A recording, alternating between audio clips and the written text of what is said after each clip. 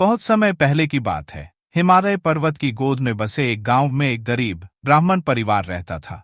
परिवार के लोग मां दुर्गा के परम भक्त थे और रोज उनकी पूजा अर्चना किया करते थे। इस परिवार की सबसे छोटी बेटी का नाम था दुर्गा।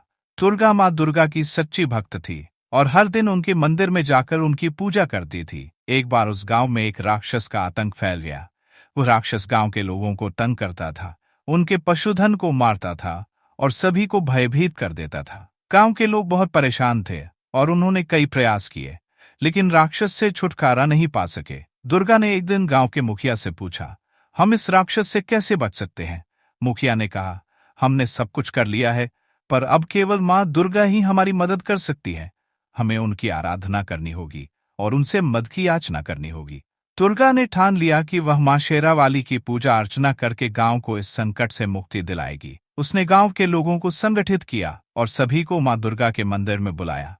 वहां सभी ने मिलकर मां दुर्गा की भक्ति और आराधना की। दुर्गा ने 9 दिनों तक लगातार मां की पूजा की और नवरात्रि का व्रत रखा। नवमी के दिन दुर्गा ने मां से प्रार्थना की, हे मां शेरावाली, इस राक्षस से हमें मुक्ति दिलाओ और हमें सुरक्षित रखो। उसकी प्रार्थना सुनकर मां दुर्गा प्रकट हुई। वे सिंह पर सवार थीं, उनके हाथों में अस्त्र शस्त्र थे और उनके चेहरे पर तेज था। मां ने दुर्गा से कहा, तुम्हारी भक्ति से प्रसन्न होकर मैं आई हूं, अब इस राक्षस का अंत होगा। मां शेरावाली ने अपने शक्तिशाली त्रिशूल से उस राक्षस का वध किया और गांव को उसके आतंक से मुक्त कर दिया।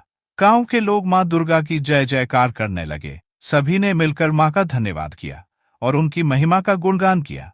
उस दिन से गांव के लोग हर साल नवरात्रि के समय मां दुर्गा की पूजा और भक्ति करने लगे और मां शेरावाली की महिमा का विस्तार हर ओर फैल गया। मां दुर्गा ने अपनी भक्त दुर्गा को आशीर्वाद दिया और उसे कहा, तुम्हारी भक्ति सच्ची थी, इसलिए मैं तुम्हारी पुकार पर आई। हमेशा सच्चे मन से मेरी पूजा करना और मैं हमेशा तुम्हारी रक्षा करूंगी। इस तरह मां शेरावाली की महिमा से गांव को शांति और समृद्धि